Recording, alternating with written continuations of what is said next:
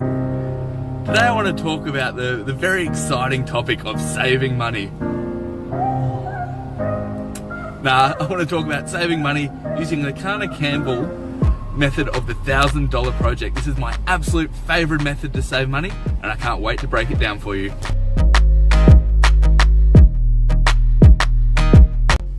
So I want to run a little thought experiment with you. I want you to picture 10 people. So 10 friends. Now, I want you to increase this. I want you to picture 30 people and what 30 people looks like. If you think about a classroom, this is about 30 people typically.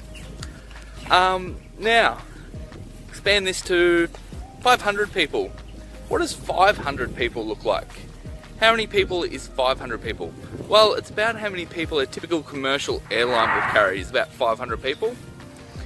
Up this to 1,000 people, and you might start to struggle to conceptualize how many people 1,000 people is. Increase this to 5,000 people, and you're really starting to get a big number.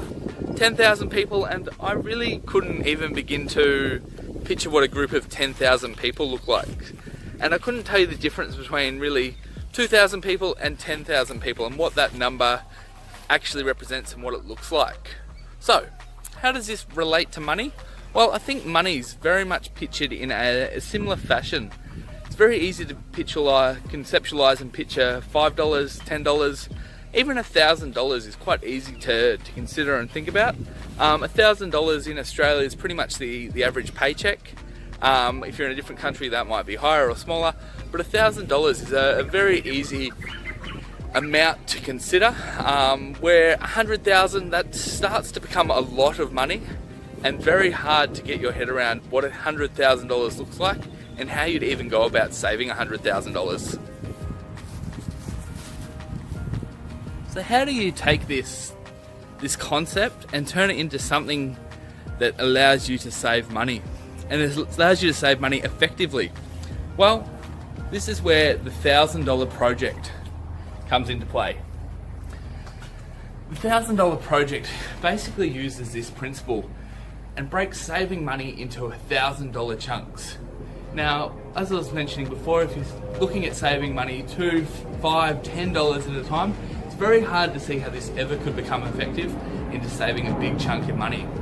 Where if you break it into $1,000 chunks, very quickly you can see how these $1,000 chunks become something sizable. So, for instance, $100,000 only becomes $100,000 chunks, which conceptually that is something that is logical and you can see how you could get there. So, how do you save $1,000 at a time? Well, there's a number of ways you can save this money. You can be more frugal with your spending, so spend less, save more, and aim to reach that $1,000 chunk. You could take up a side hustle. You could sell furniture, you could mow lawns, you could tutor, or in a previous episode I spoke about how I personally renovate caravans and sell them for a profit. You can have a look in the link below of just how we do that. So what do you do once you've saved that $1,000 chunk? Well, I guess it all depends on what your goal is. If you're looking at buying a new car, this $1,000 project could be a great way of saving that $10,000 or $15,000 that you're wanting to achieve to buy that new car. If you're looking at buying a property, your goal might be a $50,000 or a $60,000 deposit. So breaking into those little $1,000 chunks will really help you achieve that goal. Or if you're really not sure why you're actually saving $1,000, $1,000 chunks is a really good amount to be investing in the stock market. In a previous video, which I'll link to below, I spoke about the Barefoot investor and how he recommends investing into the stock market, Australian Stock Exchange, and these $1,000 chunks are really, really good. I spoke in the previous video how if you save $5,000 a year, $5,200 to be exact, I spoke about $100 a week, but if you're using this $1,000 project, do this 5 times, invest that every year into the stock market for 30 years, and if history repeats itself, by the time compounding interest takes effect, you'll essentially have saved and earned using compound interest about $1 million in 30 years. So that's a really good retirement strategy.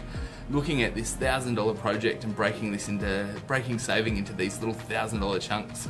So that really is why I love this system of saving so much, because those $1,000 chunks are so tangible and add up so quickly once you actually start saving $1,000. It's a really neat goal to aim for. I guess the saying that this really relates to is, what's the best way to eat an elephant? And that's bite by bite. So it's breaking your saving goals into these $1,000 little projects, turns it into a little bit of a game, and it also turns it into really achievable amounts. So you are hitting milestones and it does become achievable, versus these big lofty goals that in practice are just too big that really you feel like you're never going to reach them, and they're never going to achieve them. So that's the $1,000 project, guys. That's why I love this concept so much. And I hope you really get a bit of an understanding as to why I do feel that this $1,000 project is the best way to save money. Thanks for tuning in to Millennial Money. If you have enjoyed this video, make sure you subscribe, give me a like. It's always good to get some feedback.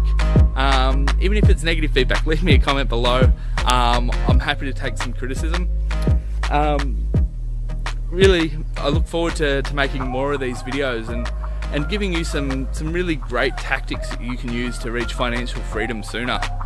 Have a great day, guys, and thanks for tuning in.